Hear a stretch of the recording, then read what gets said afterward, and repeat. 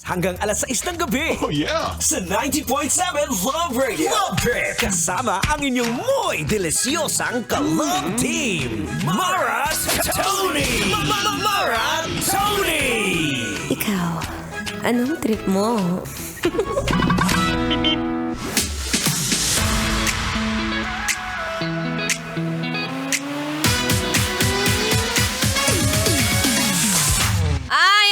Magsasalita na agad, hindi pa ako tapos magplansya ng buhok eh. Oh, tinan mo yung kabilang side. Ano pa, medyo luray-luray pa. Ano ba yan? Ang hirap pag walang pera, no? Ang hirap, wala akong pampariban. LF, AFAM na may pera. O bakit? Hindi lahat ng AFAM may pera, no? Ay, sige, kahit Pinoy, basta may pera. We want money. Anyway, it's a happy Thursday, kabisyo. Yes, I'm back. Ako pa rin to. Ang babaeng takbo ng takbo. Wow! Sa isip mo. Your daldalerang atleta, DJ Mara Tonee, para sa programang Love Trip. Trip. Yo. Trip lang. Pakinggan nyo to. Bakit? Trip lang.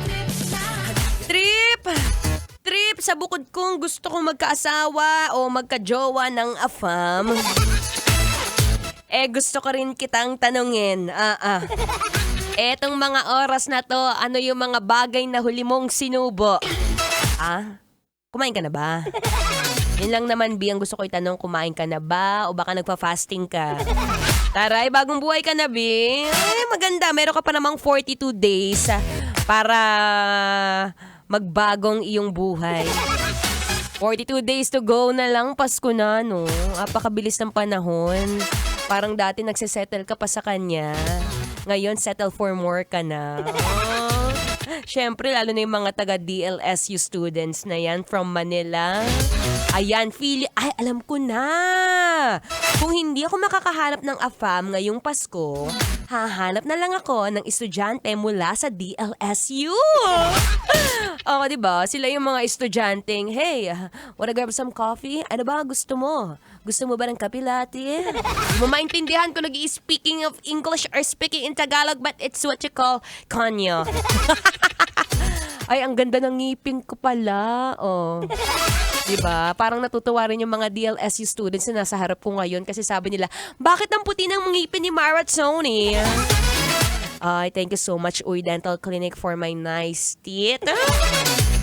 And speaking of malinis, malinis. Ano ba ang mga nililinis mo lately? Mara Tonee, linis? Ano yung, wala akong time dun eh. Yan. Papasok ang Pasko na marumi ang bahay mo, kaya nagugulat ka bakit walang bumibisita sa'yo. Kasi nga, magkaka-allergic rhinitis pa sila pag bumisita sila sa bahay mo. So baka mamaya, every weekend, pwede muna maglinis-linis. Hindi yung katawan mo lang ang nililinis mo, B. Ayan, bakit ba? Bakit ka ganyan? Anyway, ako pong inyong makakasama magmula 3 to 6 p.m. yan. Kung ano man yung trip mo, mapaano man yung trip mo, basta hindi ka lang makatulog. Sagot na sagot kita, B. Ayoko kitang natutulog, lalo na ngayon, magkano nakinita mo? 850 pa lang. Konti pa, B. Bago ka pa makaboundary niyan, kailangan mo ng sapat na enerhiya. At kapag kaganitong mga hapon, saktong-sakto, ang babaeng nasa harap mo, iha. Diba? Okay, sige na. Ito na yung most famous breathing exercises ni Mara Tonee. Ang pagising, sige na, mag-breathe in ka na mo. Teka muna, mag-relax ka muna. Ayusin mo ang iyong damit. Yung katabi mo, huwag ka na muna masyado mag-focus sa kanya. May sarili ang buhay.